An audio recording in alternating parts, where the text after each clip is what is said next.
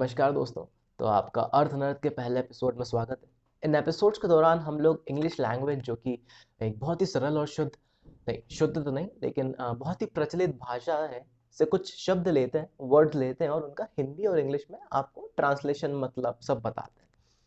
और ये वो वर्ड्स हैं जिनसे आप इसे अपनी ज़िंदगी में नॉर्मल ज़िंदगी में तो नहीं मिले होंगे। लेकिन हाँ, अगर आपने कभी कैट और जीआरई और जीमैट और आइल्स जैसी एग्ज़ाम्स वाहियात बोलने वाला था पर नहीं बोला अ, कभी आप ऐसे मिले होंगे ज़िंदगी में तो आपने कभी भी इन वर्ड्स को देखा होगा और याद तो आपको कतई से नहीं रहे होंगे। तो और हम लोग अल्फ़ाबेटिकल ऑर्डर में चलेंगे पर हम कभी ना कभी ऐसे बीच में ऊपर-नीचे कर देंगे क्योंकि वॉच टाइम होना बहुत ज़रूरी होता है। तो हमारा जो पहला वर्ड है वो ए से शुरू होगा। जैसे कि आप सभी को पता है ए जो है वो पहला अल्फ़ाबेट है इंग्लिश लैंग्वेज में। तो ए से जो हमारा पहला वर्ड है वो है आरोनिक। AARONIC। ठीक है। और इट्स एन एडजेक्टिव, विशेषण है ये। और इसका मतलब होता है इंग्लिश में a person pertaining to priesthood. Hindi में अगर कहा जाए तो वो इंसान जो अभी संत बने नहीं है और या पंडित जी के जो बेटे होते हैं या जो असिस्टेंट होते हैं वो। और अगर आपको इस लैंग्वेज में ना समझ में आए तो आप ऐसे समझ लीजिए कि जैसे अगर आपने मिर्ज़ापुर देखा होगा तो मिर्ज़ापुर में अगर हम प्रोफेशन चेंज कर दिया जाए, अगर मुन्ना भैया का उनको अगर प्रीस्टहुड में ले जाया जाए तो Munna Bhaiya was an ironic person, he was pertaining to be Kaleen Bhaiya. बढ़ते हैं दूसरे वर्ड की ओर जो कि है आस वोगल, which spells like AASVOGEL. And please do not try to pronounce it like asvogel. Doesn't sound good. It's a noun, basically संज्ञा है, एक संज्ञा दी गई है और इसका मतलब जो होता है, ये जो संज्ञा जिसको दी गई है वो है साउथ अफ्रीकन वल्चर।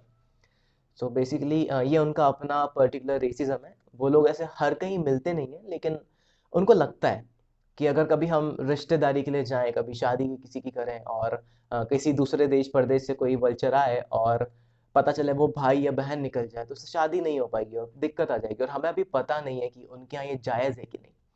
तो इसीलिए उन लोगों ने ये ऐसे अपना रेसिज्म चला रखा है। वो बता देते कि हम साउथ अफ्रीका से हैं, हम इंडिया वाले छोटे से नहीं हैं, या हम और कहीं से नहीं आ रहे हैं। सिंपल था उनका। तो तीसरा वर्ड जो है हमारा इस एपिसोड में वो है अबैका और अबका। दोनों तरह से प्रोनाउंस कर सकते हैं आप। ये अगेन इट्स अ नाउन, संज्ञा है। और इसका मतलब जो होता है वो है अ प्लैंटेन ग्रोन इन फिलीपीन आइलैंड्स। तो बेसिकली इस वर्ड को जानने से पहले हमें ये जानना बहुत आवश्यक बात है कि प्लांटेन क्या होता है। तो बेसिकली प्लांटेन जो है वो अपने बनाना फैमिली के हैं। उनके चाचा के चचेरे भाई वगैरह कुछ हैं, उनके बेटे भी हो सकते हैं। हमें पूर्ण जानकारी नहीं है इस बात की। लेकिन हाँ, ये बनाना के कुछ तो रिश्ते में आते हैं। और बनाना जैसे कि आप सभी जानते हैं एक फ्रूट है जो कि बहुत ही भांति भांति से यूज़ किया जाता है लाइफ में। जैसे कि जब आप ऐसे खुश रहते हैं तो लोग बोलते हैं गो बनानास। और ऐसे यूज़ कर लिया जाता है इस वर्ड का।